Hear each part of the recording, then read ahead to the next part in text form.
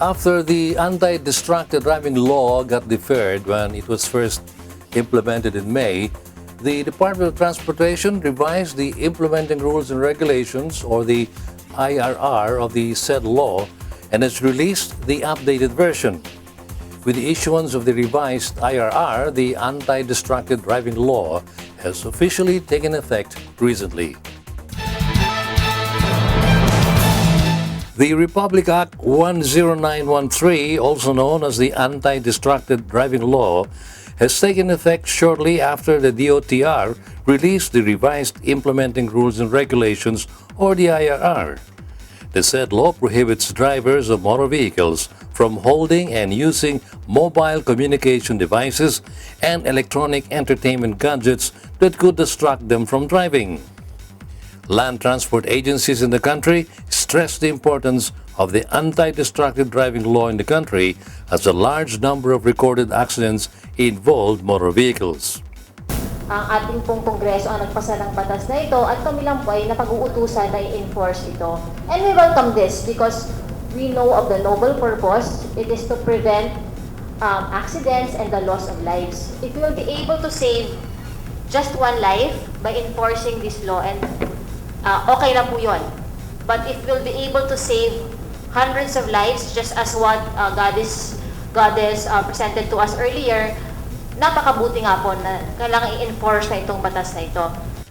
Under the revised IRR, it is stated that it would be considered distracted driving where the driver is using a mobile device for texts and calls while the motor vehicle is in motion or temporarily stopped at a traffic light or intersection. The DOTR also highlights that using an electronic device to play games, watch movies, browse the internet, read e-books, and other similar acts would also be considered distracted driving. Even if a driver is stuck in traffic, as long as he is behind the wheel, hindi niya pwedeng gamitin yung kanyang electronic gadgets. He's still not allowed to hold, use his cell phone and or gadget to make or receive calls, write messages, read text messages, and so on. To further resolve the surrounding conflicts and confusion when the anti-distracted driving law was first implemented, the department states under the revised IRR that drivers using the hands-free function of mobile devices through speaker phones, headset, or microphones to make or receive calls will not be apprehended for distracted driving. Moreover, the IRR provides that motorists using a mobile phone during emergencies shall be exempted. You can be exempted if you are making an emergency call to authorities in cases of incidents of crime that you have witnessed, accidents, probably receiving a bomb or terrorist threat, fire or explosion, instances needing immediate medical attention, or when personal safety and security is compromised. In those cases, some of the examples of cases where a motorist can use his phone.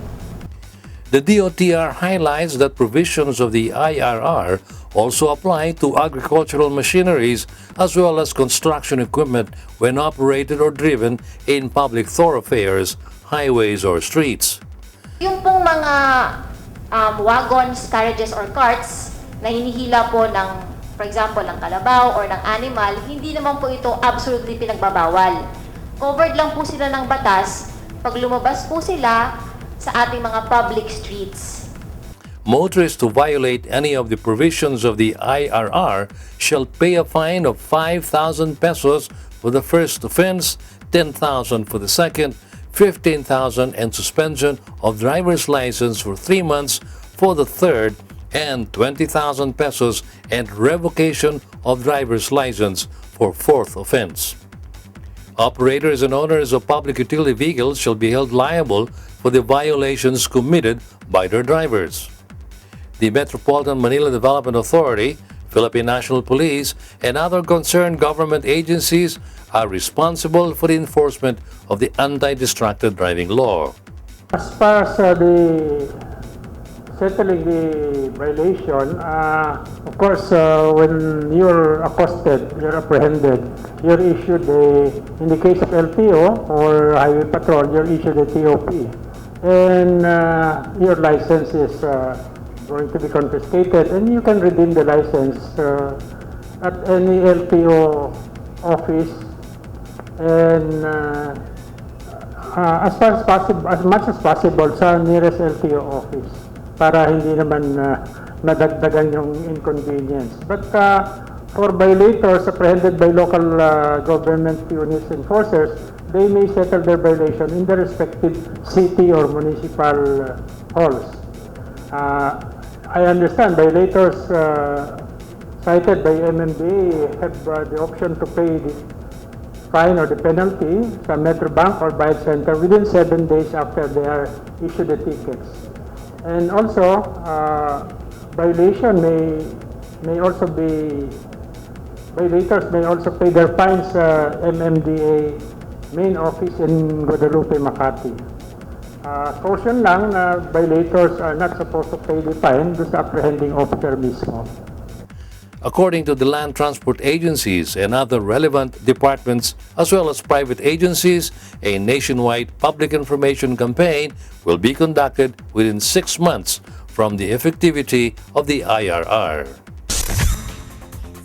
With the revised and updated version of the IRR, the government hopes for the success of the anti-distracted driving law. Moreover, the government looks forward to the changes it will bring with regard to the country's road safety system.